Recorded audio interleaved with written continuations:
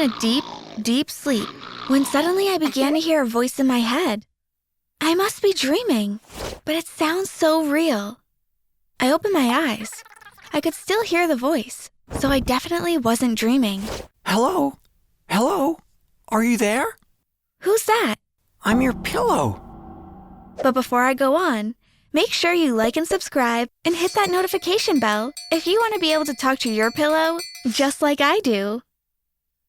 Are you really a talking pillow? Well, you can hear me, can't you?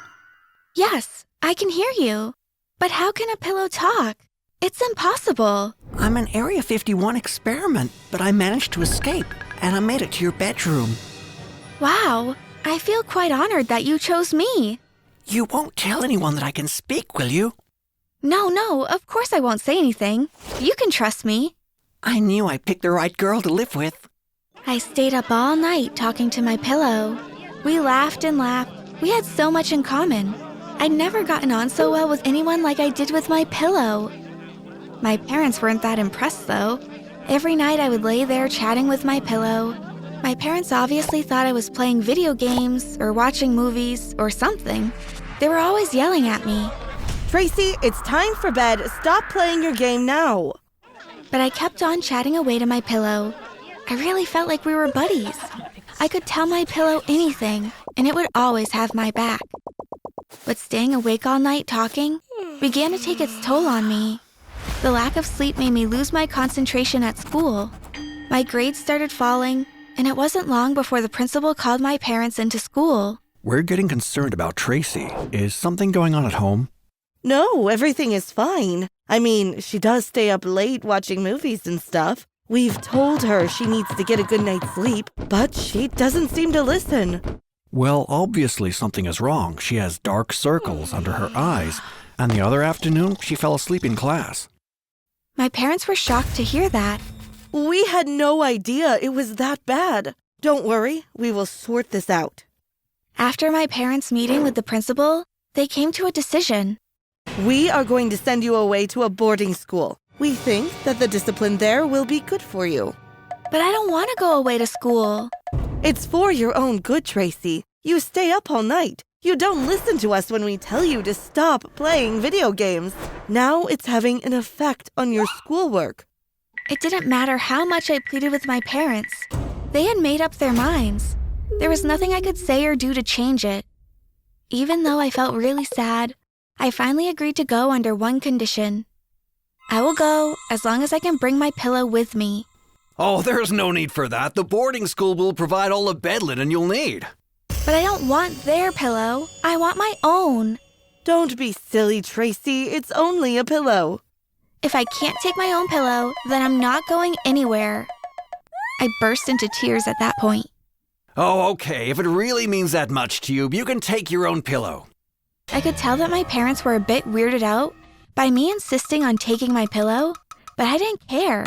I wasn't going anywhere without it. When I arrived at the boarding school, the head of the school showed me to my room. You'll be sleeping here, Tracy, along with 3 other girls. I'm sure they'll help you feel right at home in no time at all.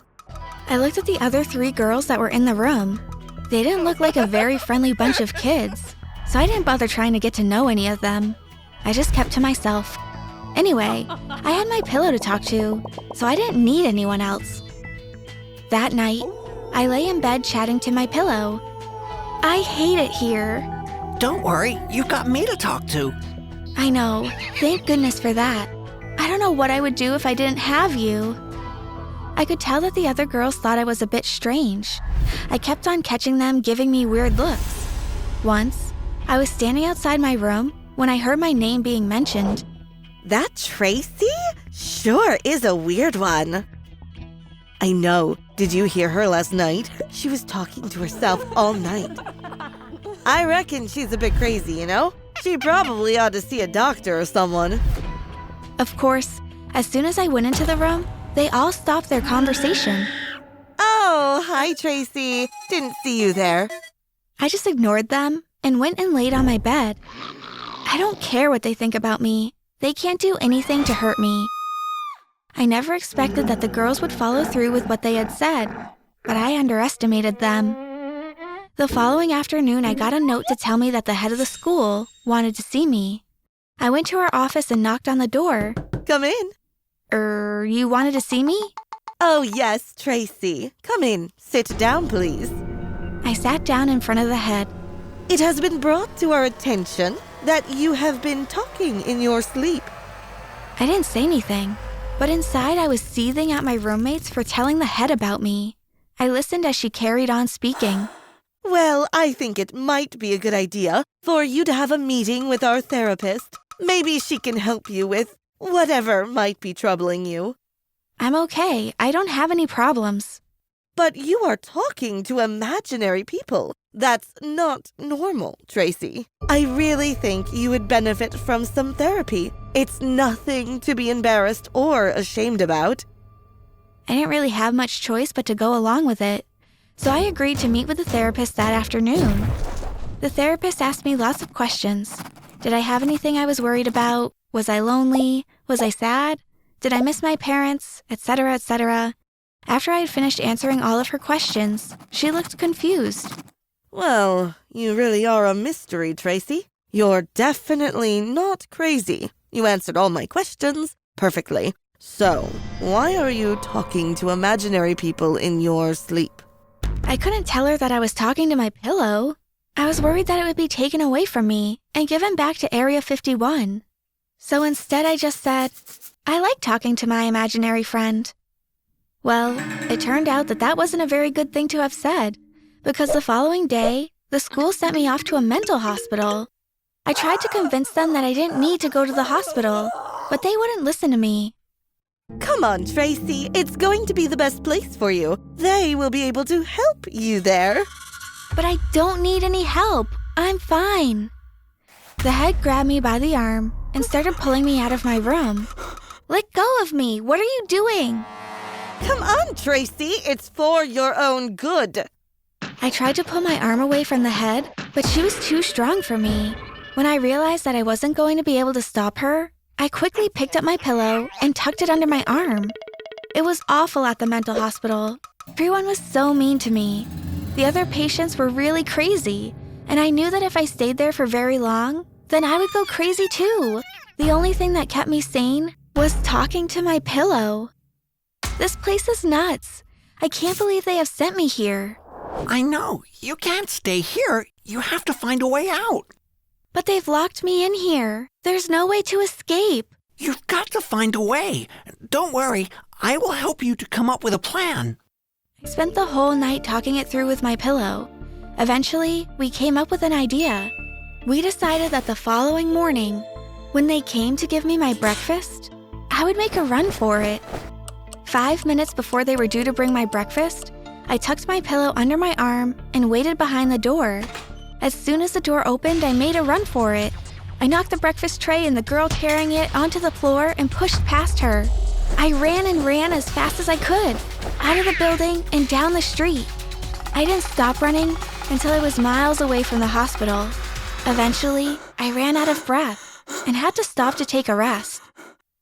Thank God we've got out of that place. Yes, but now you'll have to find us a place to stay. I know. I picked my pillow up and started to search around the area for a place to stay. It didn't take me long to find an old shed that had obviously been abandoned by someone. This will do for a while. At least it will keep us dry until I can find somewhere better. I settled down to go to sleep. My pillow chatted away to me as I dozed off. Good night. Sleep well. The following morning, I woke up and stretched.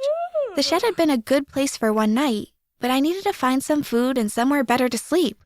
I picked up the pillow, but as I did, I noticed that it had gotten really dirty from the floor of the shed. I tried to brush the dirt off, but it wasn't going anywhere. I'm going to have to change this pillowcase, or at least give it a good wash. I pulled the pillowcase off from the pillow, but as I did, I heard something fall to the floor with a clatter. I picked it up to see what it was. That's weird. It looks like some kind of speaker. Now, why would there be a speaker inside my pillowcase? I started to wonder if perhaps my pillow wasn't magic after all. I decided that I would ask one of my friends from my old school if they could help me to trace it. I took the speaker and gave it to my friend Steven. Do you think you can trace where the speaker is hooked up to, please? Yeah, sure. Give me about half an hour and I'll get back to you. Great, thanks. Whilst I waited for Steven to do the tracing, I ran over everything in my head. I couldn't come up with any good reason for there being a speaker inside the pillowcase. Eventually, Steven came back. Here is the location.